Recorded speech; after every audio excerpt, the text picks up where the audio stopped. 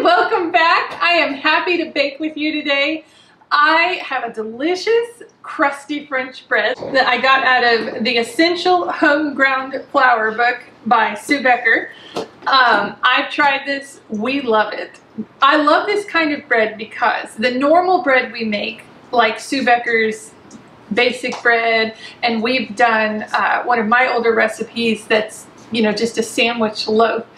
The bread is so flavorful and yummy. You could just put some butter on it and eat it like it is. Or I, this morning on the way to church, quick grabbed just a piece of bread with nothing on it and ate it because it's so flavorful and yummy. You know, that's a meal in its own. We have a storm rolling through, so you'll hear thunder and all the chickens are saying, no, there's a storm. So anyways, sometimes you want the bread to be the star of the show, but other times you want the bread to be delicious, but not the star of the show. So if you're going to do a bruschetta, or if you're going to have a delicious oil dip with spices, or, you know, any seasonings that you like, the bread, you don't want it to be so flavorful that you're competing with the flavors. So sometimes the beauty of the bread is that it's so simple and it's not so flavorful, so that everything else can shine. My apologies. So today we're going to bake a delicious French bread, crusty French bread that you can do all kinds of delicious things with. It's going to be what looks like a long French loaf, not quite a baguette because those are skinnier. These are a little bit thicker. This is such a good bread recipe to have, and it doesn't take any longer than any other recipe. You know, it rises for an hour, you shape it, rise for a half hour, bake for a half hour, so it's still your 2-hour bread. But if you're going to go to an event or somebody's house and you want to have little breads to serve with things on it or to dip, this is perfect. And it is delicious in and of itself because of its simplicity, and it works with a ton of different things. And it's always nice to learn how to make more bread with our delicious home milled flour with all the goodness in it, because, you know, I can go off forever on how good the fresh milled flour is, but you know, because I say it all the time, but just to have so many recipes to make with that, it's wonderful. So join me today as we bake a delicious French bread. So of course there's a fly flying around too that seems to like me and is dive bombing my face. So no matter what I do, I can't get rid of it. So if you see the fly, I apologize. I have a clean house. When you have chickens, there are just flies. Ooh, and thunder. Okay, this is a really easy recipe. There's 6 ingredients with a possible 7th. I add a tablespoon of lecithin to this just because our heavy flour with all the goodness needs as much help as it can get to rise. So I just go ahead and add a tablespoon. You don't need to. It's not even in Sue Becker's book, so feel free to withhold or add as you see fit. So we're going to start with 2 cups of warm water, which I have to get. All right, so we're going to start with 2 cups of warm water. I just turned mine to as hot as it can get, and it's about 100 to 110 degrees. And we're going to put it right in our mixer.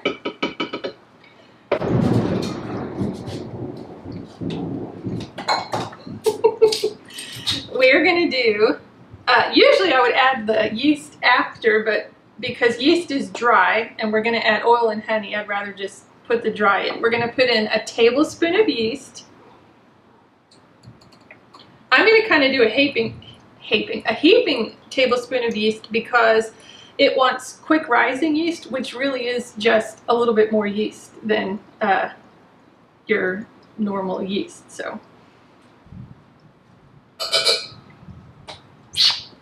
And then a tablespoon of oil. So this recipe is pretty easy to remember. A tablespoon of oil. Oh my gosh. I'm not going to add all that in.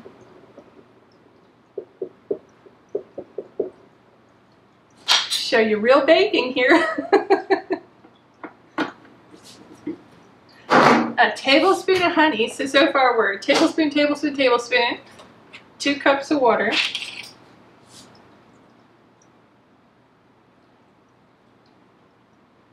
Now I'm trying to be real careful with the honey.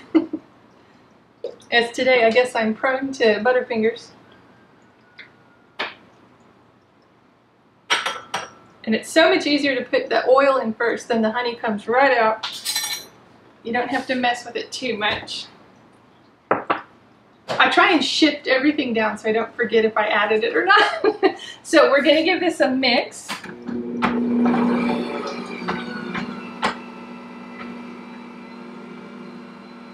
Just to get it going, mix up the yeast and the honey together so that yeast can really activate and foam up. So while that's activating and waking up, we are going to add, we're going to mill our flour. And you can do any flour you want. Always free to do that. Love that with grains.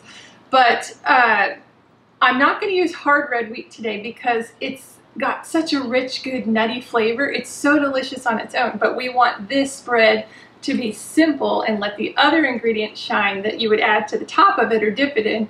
So I'm going to go with just a hard white wheat because it's very subtle. I'm going to do half hard white wheat and half kamut like we use for pasta because it's kind of got a buttery texture that doesn't overpower, and it isn't so noticeable that it's you know, a big flavor of its own. It just adds something nice and subtle to the dough. So I'm going to do half hard white wheat, half kamut. You feel free to do whatever you want. If you want tons of flavor in the bread and on the bread and around the bread, then, you know, whatever you like. If you want to do it all hard red wheat, go for it. But we're going to go for about 5 cups. The recipe says 5 cups. I always, in the Sue Becker recipes, I always end up needing more flour.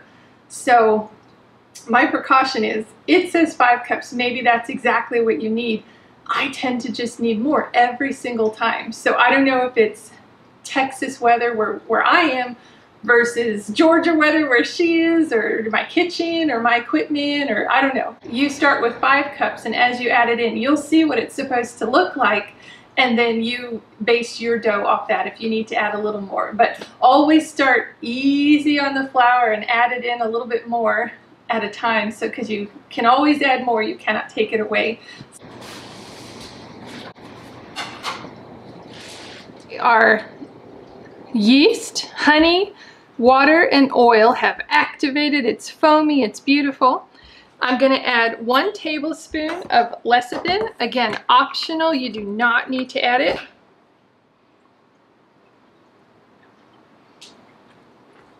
We're going to add, in a moment, 2 teaspoons of salt, but I like to add in flour first.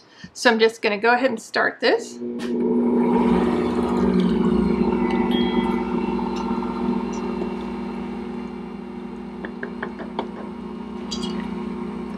One,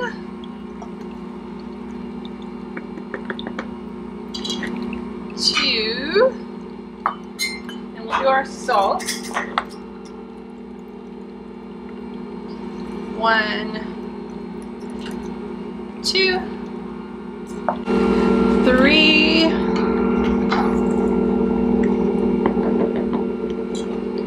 4, 5. So I'll stop at 5, let it mix a little bit and see where I am. See, that's 5 cups and it is just not enough. I've added everything the exact same way that her recipe says. I did add a little too much oil because I slipped a little bit, but that's just not, no matter how long it needs, that's not going to get doughy enough. So I'm going to start adding my 6 cup slowly.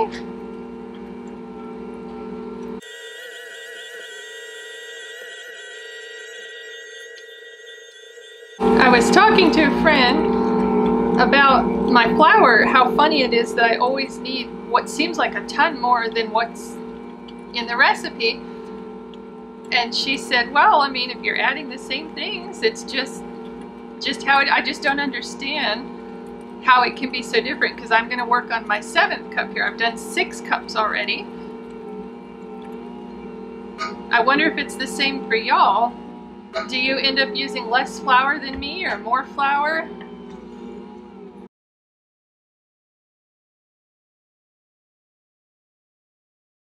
This is still the 7th cup of flour, and I still don't think it's quite enough.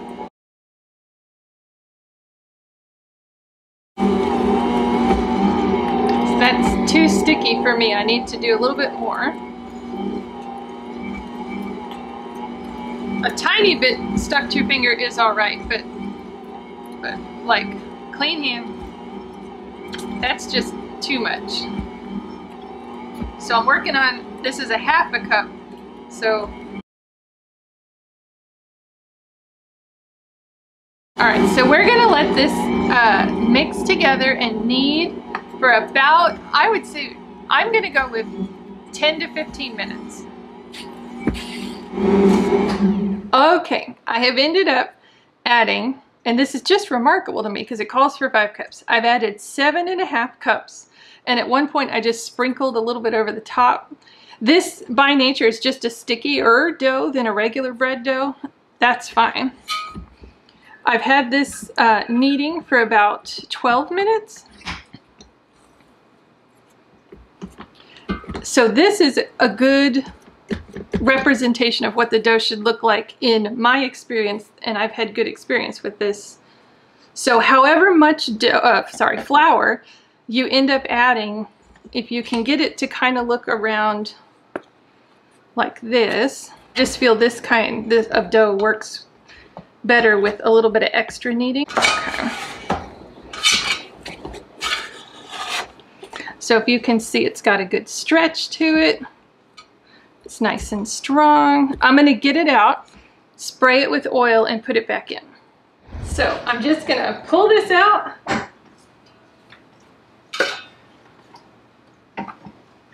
Just oil.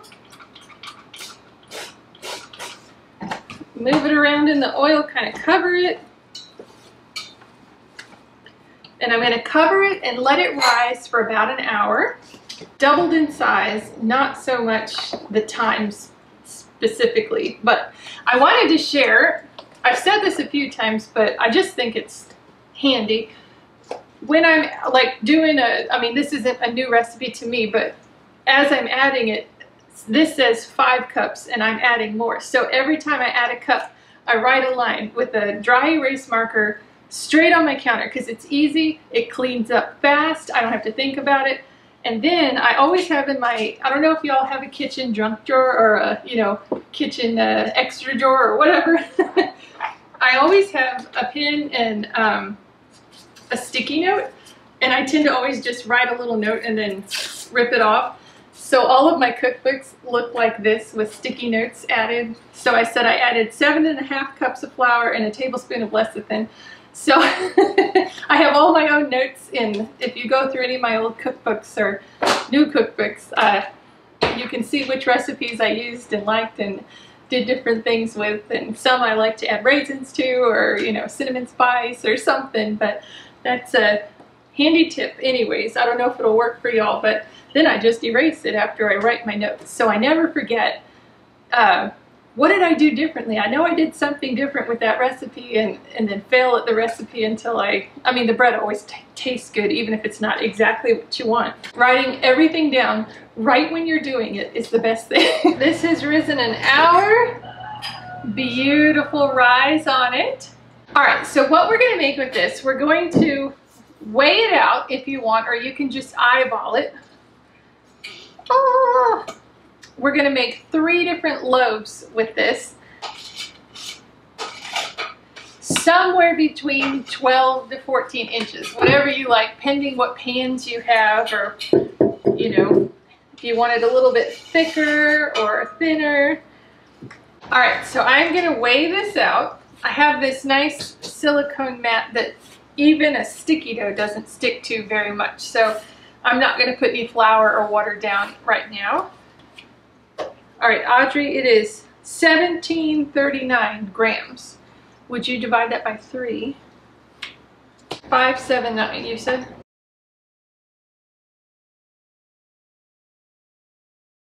You feel free to make whatever kind of shape you want. I am going to use a couple of different things. I'm going to do 2 in this long pan that I found at an old Goodwill store, and it is a really old pan. It says EKCO, Echo Bakers USA. Oh, Echo USA Baker's Secret. It's not reading across, it's reading up and down. So Echo USA Baker Secret. It came with the original paper that gave some recipes on it, and it had old handwriting, and I just fell in love with it, and I hadn't used it for a while till I found this recipe, and then I decided to use it, and I love it. So I'm going to use that. I'm also, for my third one, as this is only 2, going to use a pizza stone, and so we can see the difference of rising in something like this. And there's lots of different versions of this pan. USA Pan has one, Pampered Chef has one. I think there's some at Walmart. There is a variety of different kinds of price ranges and things you can get.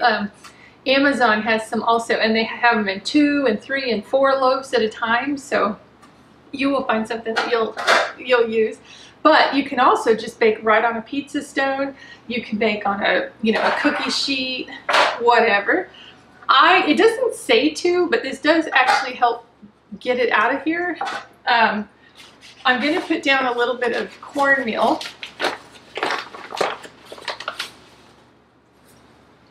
Especially on the one that I'm going to do on the cookie sheet. I need to get enough cornmeal down that I can just easily slide it right onto the pizza stone and not have to mess with it too much. So I'm going to put a very good amount.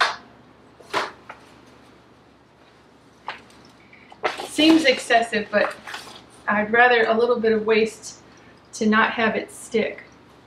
I also had to measure my pizza stone. It's 13 inches because I made one quite long, and then I had to kind of make it into a candy cane to fit on the pizza stone, so it looked a little bit ridiculous. Tasted good, and maybe a good Christmas thing to do, but you know, you go with the flow. All right, however you want to do this, it really doesn't matter. You're just going to make a long roll. You're going to make it as long as your pan is, maybe just like, you know, 1/2 inch, 3/4 inch on either side, because it is going to rise a bit. But this couldn't be any simpler. It does not have to be fancy. It doesn't have to look any particular way. You're most likely going to just cut this up before you even put it out to serve it, because people are going to take a little bit and dip or have little individual bruschettas. So there is like no pressure with this recipe. I'm going to put this here for a second so I can see.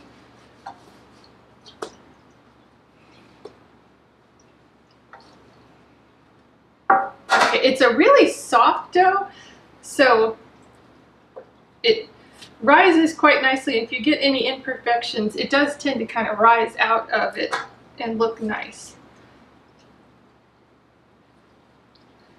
I've seen people who say they like to pinch the end of it a bit so that it kind of tapers out, and some people don't. So maybe we'll do one of each just so you can see what it looks like.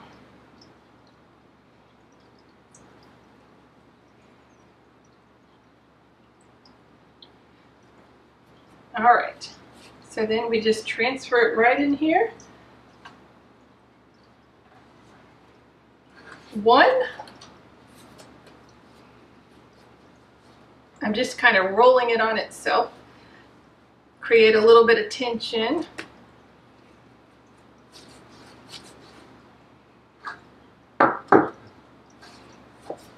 If I see like this end is thicker, so I'm going to work on stretching this end out as opposed to just making the whole thing longer.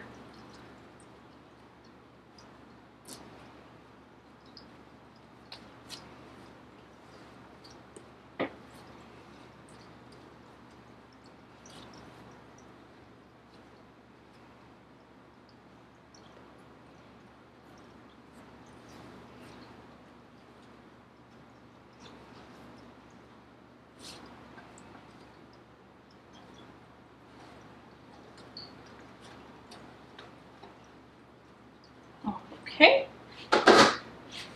third one, and I have on this silicone mat, there's markings 9 inches, 12 inches, 14, so I'm going to work to try and stay at the 12-inch range so I don't have another designer loaf of bread.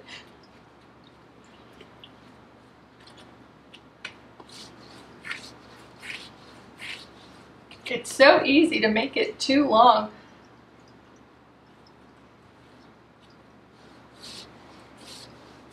And some dough springs back while it's rising and gets smaller, and other dough seems to just keep expanding, so you kind of have to know what you're working with. This seems to hold its length pretty well and just get bigger.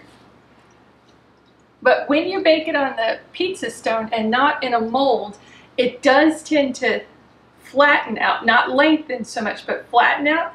So I'm really going to work on building tension in here, making real tight rolls, so maybe it'll hold its shape a little bit better.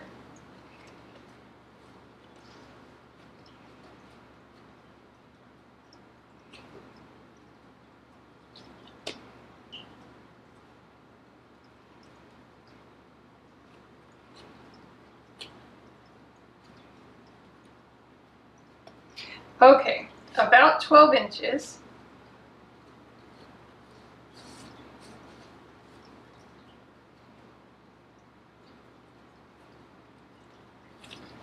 So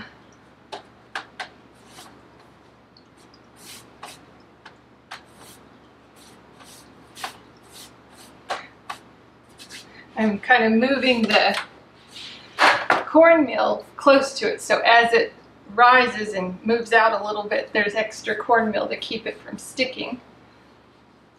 I think I'm going to add a little bit more, because I don't want to have to deal with deflating this trying to get it to the pizza stone. Most of the time, I don't like to waste anything, but cornmeal is affordable and it's you know, not hard to find, so I want to make sure that I can move it like this. If you can't have it slide, then you need to add more, and do it now as opposed to after it's risen and then you have to deflate it a little bit or work so carefully and it's stressful. Let's not do stress. No stress here. Okay, so we're going to set them back into an oven that's just warm, not hot, and let them rise for 20-25 minutes and kind of double in size. As I started cleaning up and walking away, I realized I needed to say this kind of bread, because you can't really cover it perfectly like you could dough that's nice and confined in a pan and you just are covering the top. This is pretty exposed to the air, so we want to keep this dough nice and moist. So I have water.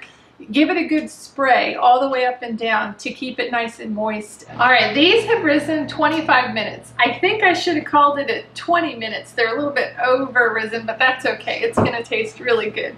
But you can see how they fill in this pan really nicely. Now, what we're gonna do is, I have seen people do this either way. Two things need to happen. Some do one first, some do the other. I don't think, you know, it's okay. So I'm going to put an egg wash on it because I like how it makes it nice and brown. It adds to the crispiness of it. So I am going to go ahead. I just have one egg and I'm going to egg wash these. And then if you want to, you can, I just have a razor blade. I know that there's those sourdough like artisan bread cutters. Is it a lathe? I don't think it's a lathe. There's a name for it. I never can get mine to work quite right. So I just have a razor blade. I got a whole box of them from Home Depot and that's what I use. If you want to do that first and then do your egg wash, if you want to do egg wash first and then whatever, I'm just going to go ahead and do them now. I'm never very good at these. And you can add as many cuts as you want. I try and go for like 5.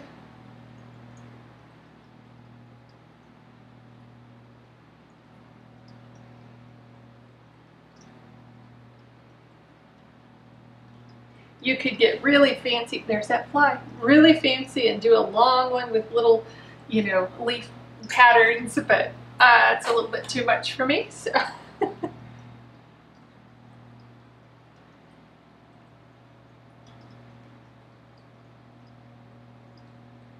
There we go. Not perfect by any means.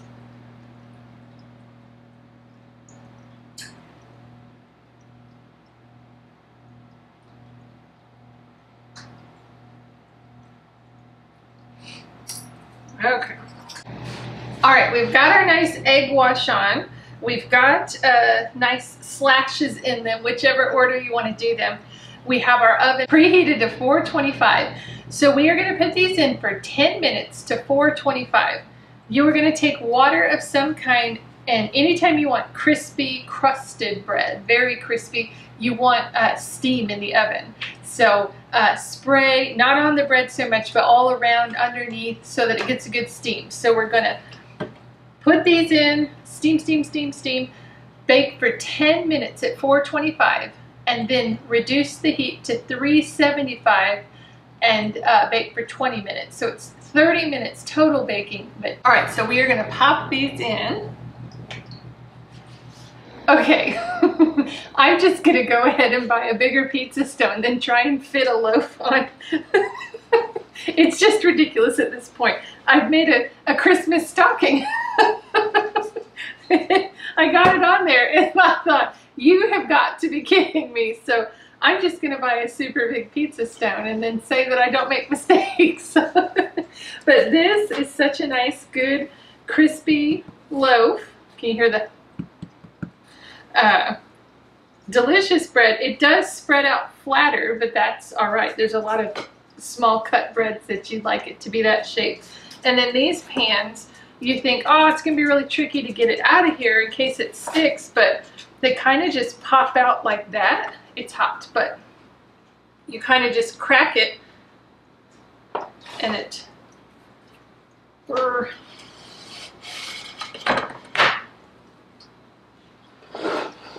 slides right on out because we put some of the cornmeal on the bottom. Whatever you want to do with this bread, you are absolutely going to love it. And I'm going to cut it so you can see. I'm just going to cut it right down the middle. And it's still hot. And really, if I'm teaching you, I'm supposed to teach you correctly. So really, you're supposed to wait for it to cool completely so it's nice and crispy. But I can't wait. I don't have patience. And that's okay. I know that about myself, so I'm all right. Look at that. Beautiful bread. You would hear the crispness of it more if it was cooled, because, you know, right now it's been held in the metal containers and it's not quite cool off. So you're missing the crisp sound if you like ASMR cooking. But we have this delicious bread. It's nice and crisp on the outside, and then the inside is so soft, and it's going to absorb if you're dipping it the oil and the oil spices, whatever you're using. It's going to just soak those right up. Oh, so good. You can't go wrong. It tastes good. This could be the star of the show, but I'm not quite sure what the proper way to do this is, but we used to, so we like an olive oil dipping sauce, and the extra virgin olive oil is too pungent for us. Maybe that's something that your family likes, or I'm not sure, but I just got just olive oil, not extra virgin. It's a good brand, clean olive oil. So I don't measure anything, so you're gonna hate me because I just kind of put a bit in. And then usually my kids have their own, and they put whatever they want in it, because my husband and one daughter like things that are spicy. Two daughters and myself can't handle spice that well. So we just kind of, you know, add some seasoning. So I've got some good Redmond's real salt. I have some garlic and onion and Italian seasoning. So forgive the no recipe, but I just wanted to show you how we do it. So I just kind of fluff on some until I feel like it's enough. We have rosemary outside, fresh rosemary. That's always nice to add.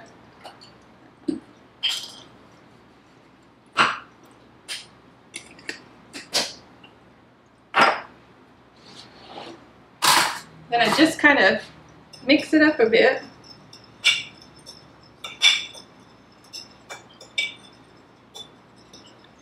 It's really nice when we have friends over. You can have several different choices and, you know, label them spicy, Italian, and, you know, whatever sort of thing. Maybe there's one with Parmesan cheese that you really like, a subtle kind with Parmesan cheese, to have lots of different flavors, and everybody can have what they like. But it's a good appetizer. Evangeline and Amelia are coming here and they're going to taste test. I cut a few of the longer Christmas stocking one just so you could see. I mean, think how beautiful it would be to just put a little brie on that. And, oh, so many yummy things. Okay, so we made a dip. So pick and taste test and tell me if it's good. It's very fluffy. I like it. Yeah. Ooh, don't blow it up before you put it out. Okay. Good? Mm-hmm. Okay. Yummy? Mm-hmm. Good. All right. Perfect. Winners. We have winners. They've eaten so much bread because of all the experiments that I did. But they don't mind. They've never complained. So maybe I'll make a spinach, beet, I don't know, whatever else is best, asparagus loaf, and see if they complain. I'll eat anything. Spinach, beet, asparagus loaf? I will eat anything. Okay, well, maybe I'll test that and see. Even the dog wants some. No, not today. All right. Thank you so much for baking with me. I wanted to say how much I appreciate all of you, and I look forward to doing these videos, and I apologize when I miss a week. But I am praying for you and thinking about you, and I'm excited to think that you're fallen in love with the freshly milled flour baking, and if I can be any kind of a part of helping you move your whole life into freshly milled flour, you know, cookies, cakes, pies, you know, all, you name it, savory, sweet, all of that, because what you're doing for your body is so healthy, and God wants us to have good, healthy bodies, and He's given us the ways to do that. So I really want to share that with you and encourage you that it is so easy and it tastes so good. You don't have to give anything up. So I am praying for you, and I will see you next week. Bye. Bye-bye.